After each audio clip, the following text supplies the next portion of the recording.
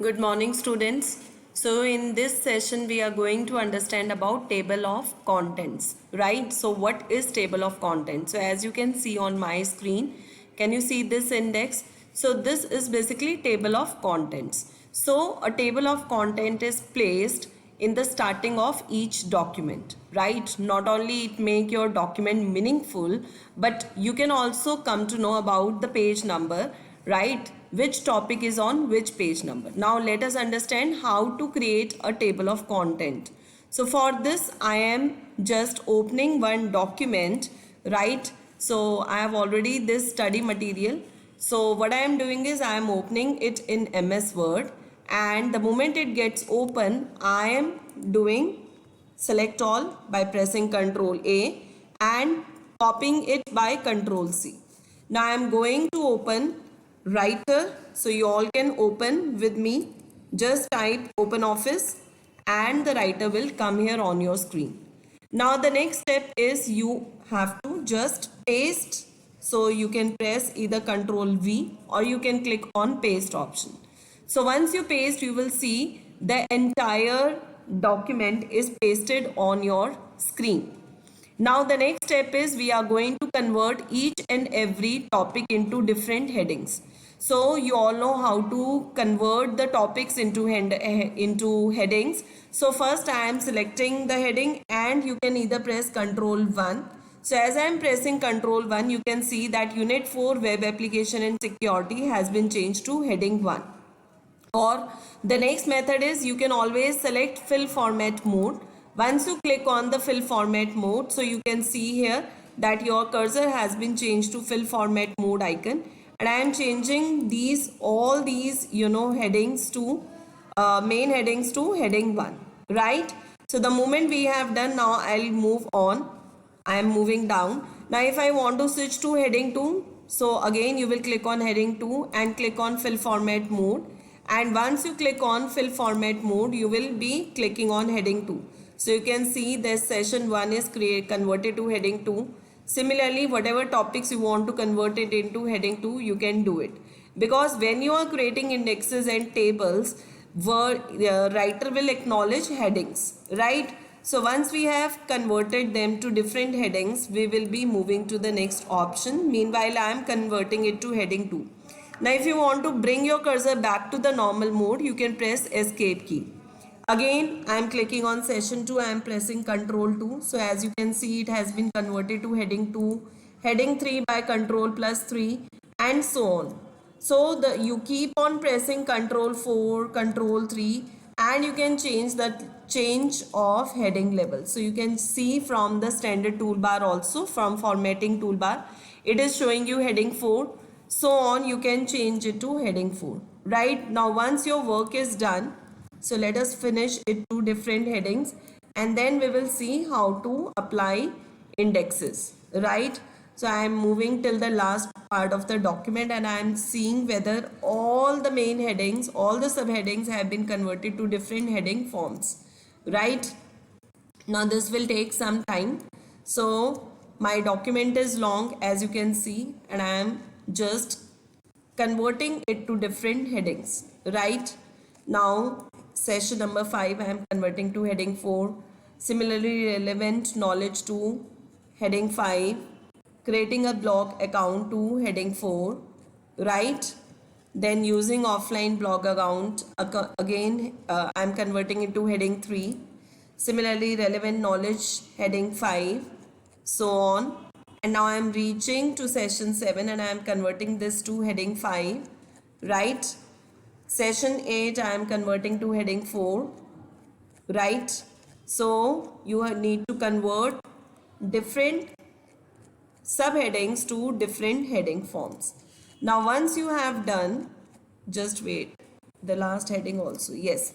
Now once you have converted them to different headings, now the next step is you need to click on insert menu, and once you click on insert menu you have to click on indexes and table. Now you have to click on indexes and table. The first thing it will ask you that what is the title of this index. So what I am doing is I am giving the title web applications. Since my study material is about web applications and security, so I'm giving this title over here. Now next is the main important thing. This is an option which is asking you whether you want to protect against manual changes or not. Suppose it is turned on. Now what will happen after this, that your heading would not be changed manually. I am showing it to you in 2 minutes. Now next is evaluate up to. So if you want to evaluate this heading up to 10 levels, you can click on 10 levels or 8 level and so on. Once you click on OK, so you will see this heading has come on its own. Now first thing you will realize there, that the moment I have created the indexes, can you see formatting toolbar is disabled. That means even if I want to make some changes in indexes, I cannot do it. Why? Because I have protected against this document against manual changes. Now if you want to change it further, you can always right click and edit index and table. Now suppose I disable this option.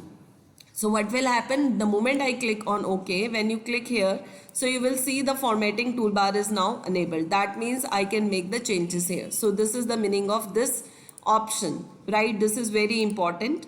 Second is entries. Now you need to understand all these options which are given here. First is e-hash.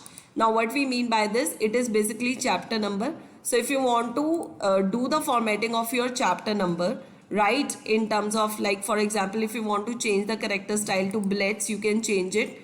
Format, you want the number with separator or with number, you can do it. Similarly, E means entry. So here we can change the character styles further. T means tab stop. So if you want this, instead of these dots, you want a line, right? So we can choose here dash. The next is hashtag. So under hashtag, we can change the bullets, right? Once we have done it, we will click on OK. So can you see the change in your indexes? Similarly, if you want to convert this indexes into 2 columns, so there is an option here, columns, and under that you can select 2 columns. If you want 2 column, 3 column, 4 column and so on, you can change it. Similarly, if you want a line in between, you can put a line and click on OK. Now can you see the column, 2 columns have been placed, but it is looking little clumsy.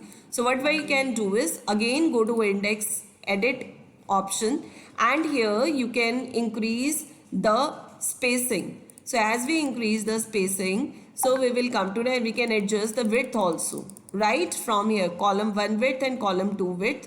So if I want them to be equally placed, so I can adjust the column width, and once I click on OK, and you can see the formatting being done. Similarly, you can also right click and go to edit index and table, and you can also place the background. So we will click on the background option and we will click on the colors, right? We will select the colors and we can change the background color, right? Like this yellow color or cyan color, whatever color we want to place, we can place it, right? So this way it can be done. I hope this video is understood by all of you.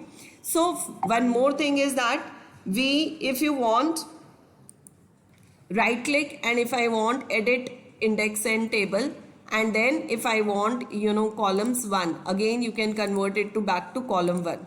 Now suppose I have made some changes in this topic. First topic, instead of networking, I have written here network, right? So let's see whether the change is visible here or not. So if I right click here and I click on update index and table, so you can see networking fundamentals have been changed to network, right? So I hope this session 4 about indexes and contents is clear to everybody.